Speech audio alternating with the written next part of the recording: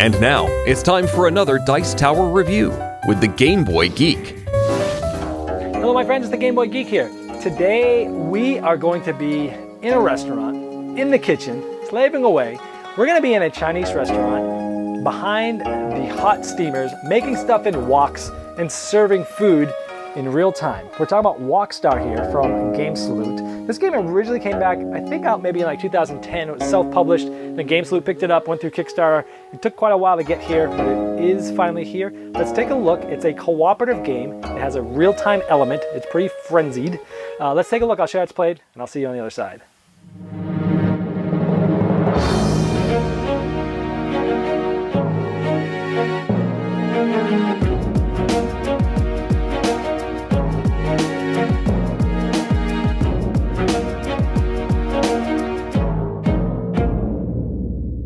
And each of those 5 ingredients have a preparation card, and we deal them out as evenly as possible. We're 3 players, and there's only 5 ingredients. 2 of us have 2, 1 of us has 1, and everyone takes a special role. For example, I am Chris Waring, and I have a special ability, which means I make $1 extra for matching pairs of recipes that I serve during the round. So if I serve 2 lo mains, I get an extra $1.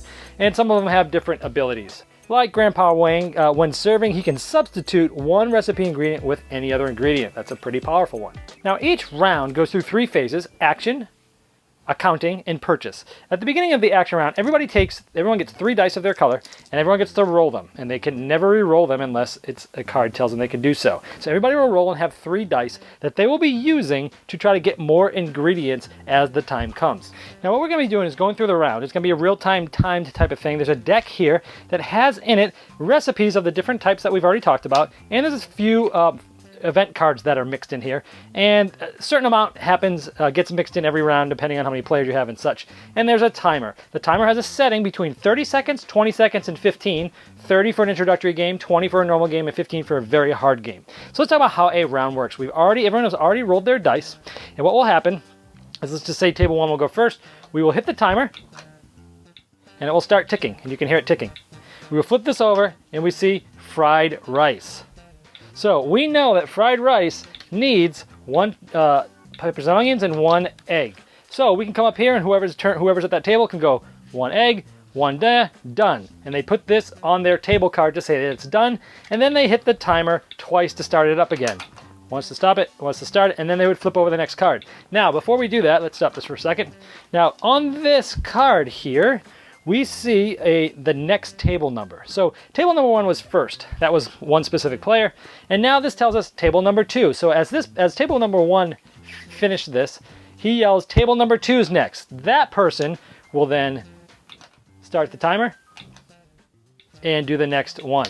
Ooh, and he'll yell out lo mein. So now, of course, we have lo mein here, which needs pigs, this, and this.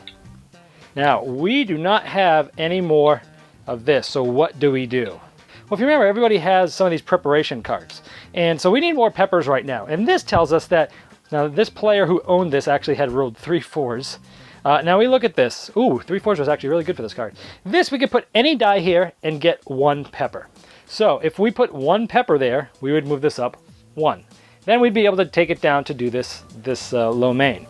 So what we have here is 1, or we could put a 4 here and move that up 2, or I can have it says here, sum of 7 can get me 3. So I could say, well, and now remember, this thing is ticking and moving, and everyone's at edge. I could say, okay, I need 7. I have a 4. Does anyone have a 3? Well, look at this. The green player has a 3 and says, yes, I will give you my 3.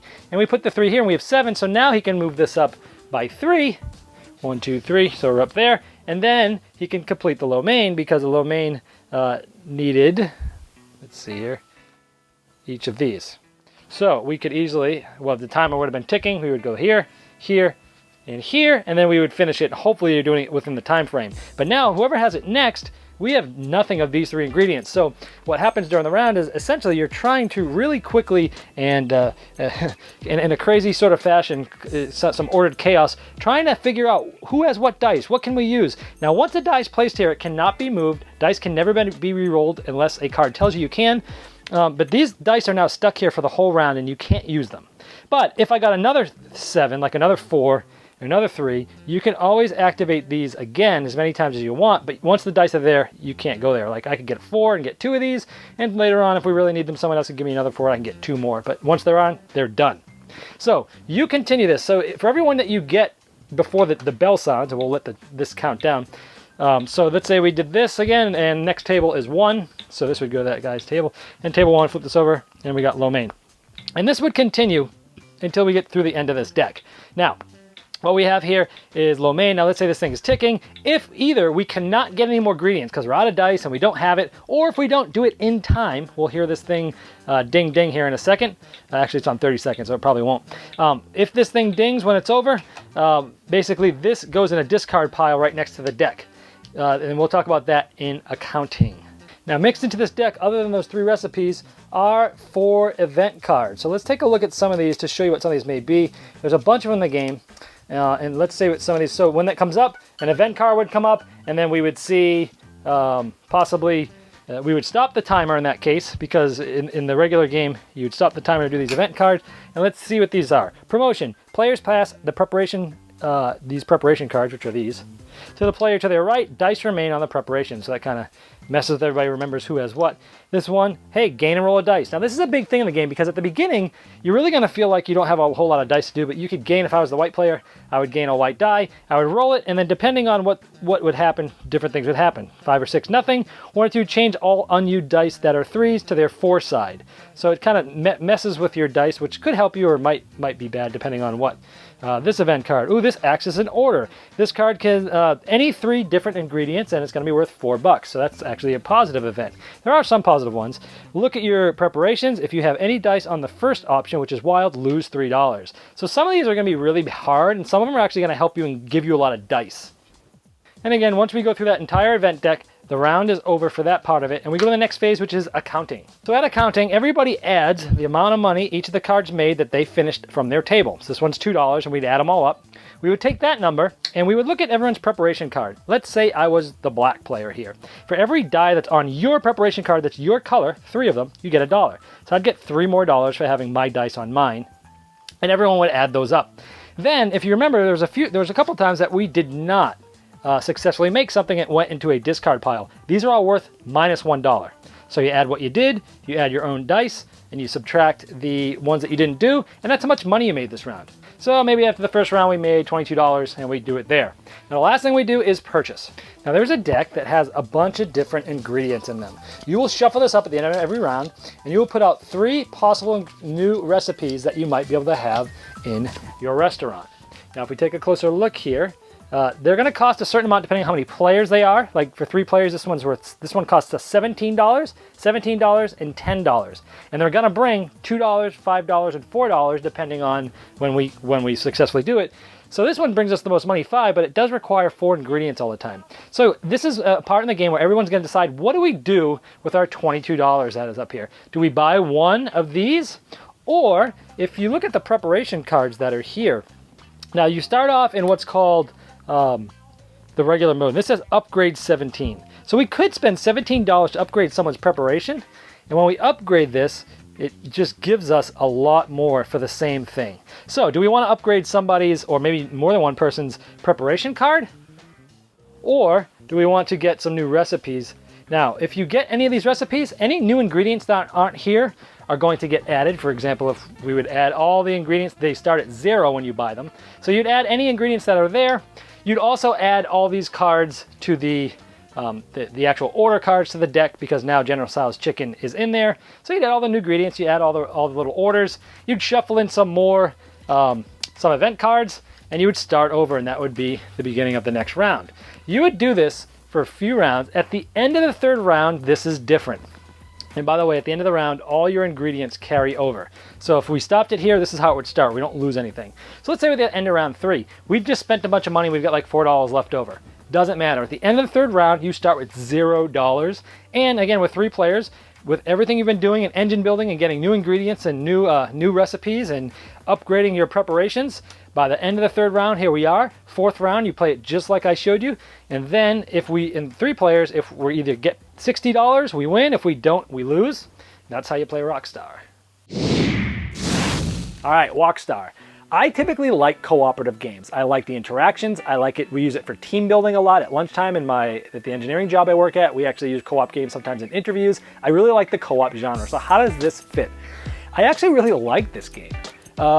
It kind of fits in its own niche. I like real-time games and I like co-ops, and this kind of puts that together. And I like how it has elements that are real-time, where you're frenzied and you're, hurry up, what do you got? Who's got a 2? I need eggs. And it's frenzied.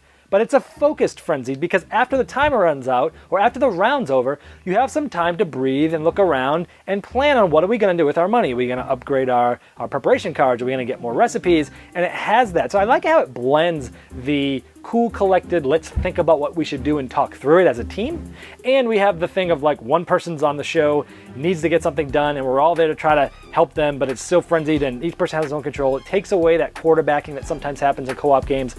So I really like it. It's an excellent game. It's one that's easy enough that you can play with families, but it's still fun enough for gamers.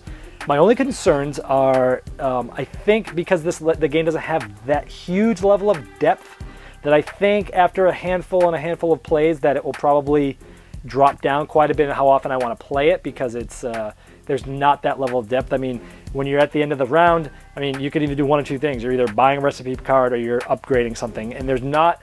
The decisions are cool to talk through, but there's not a ridiculous amount of them. Plus, the end game condition, it's like, okay, you either get this amount of money at the end of the round of 4, or you don't. You win or you lose. Where a lot of the other co-op games are like, there's like 3 or 4 ways to lose and 1 way to win. And so it doesn't have the level of depth that other co-ops do, but I'm not sure it was designed to be that. I think it was designed to be a family cooperative game that gamers also will like, and if that's what they were hitting, I think they hit the mark. Quality components, I like the tuck boxes. I know that sometimes GameSloop puts them in when they're not needed. This is good. They are actually 4 good decks that you can separate out in. The timer, I love the look of the timer, but it's not loud enough. You can barely hear it, especially when you're yelling, and because it's running when everyone's yelling. So A for effort on the way it looks, but the functionality, I wish someone had tested that, because it is not nearly as loud as it needs to be, and it's just this tick that you can barely hear. The bell's not that loud. It should tick faster as it's getting closer. It wasn't as good. That could have been a little bit better. But other than that, really good game, solid family level co-op game. Walkstar.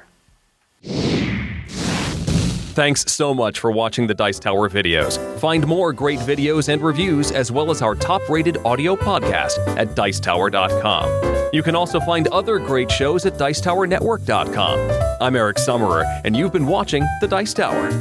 The Dice Tower is sponsored by Cool Stuff Inc., where you can find great games for great prices.